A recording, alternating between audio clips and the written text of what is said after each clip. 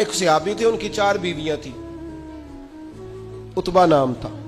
تو وہ چاروں بیویاں کہتی ہیں کہ ہم نا ایک سے بڑھ کر ایک خوشبو استعمال کرتی، لیکن ہمارے شوہر حضرت عتبہ رضی اللہ تعالیٰ عنہ صحابی تھے، ان کو ہم نے کبھی خوشبو لگاتے نہیں دیکھا، اور ان کی خوشبو ہمیشہ ہماری خوشبو پہ غلبہ پا جاتی.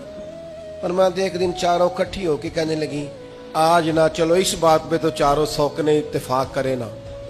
کہتے نے اپنے شوہر سے کہا آپ بتائیے خوشبو کہاں سے لاتے ہیں؟ کہنے لگے اللہ کی قسم کبھی لگائی نہیں. کہا آپ عجیب بات کرتے ہیں، ہم تھک گئی ہیں سالوں سے، اب لگاتے نہیں، یہ کیسی بات ہے؟ تو فرمانے لگے آؤ نا سنو نا میرا قصہ تو سنو. کہا مطلب کیا ہے؟ تو حضرت عتبہ فرمانے لگے میری کمر پر بن گئے تھے دانے، ان میں ہوتا تھا درد، تکلیف، آزمائش، جلن. میں تکلیف میں تھا، میں تکلیف سوائے ان کے کس کو بتاتا جو میرے ہر بات میں میرا سہارا تھے.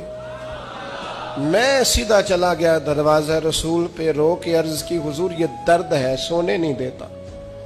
تو کہتے کریم نے فرمایا تو کرتا اوپر کرنا. کہتے میں نے کرتا اوپر کیا تو حضور نے لعاب دہن انگلی سے لگا کے میری کمر پہ لگایا. فرماتے ہیں وہ لعاب دہن میری بیماری لے گیا اور خوشبوئیں چھوڑ گیا.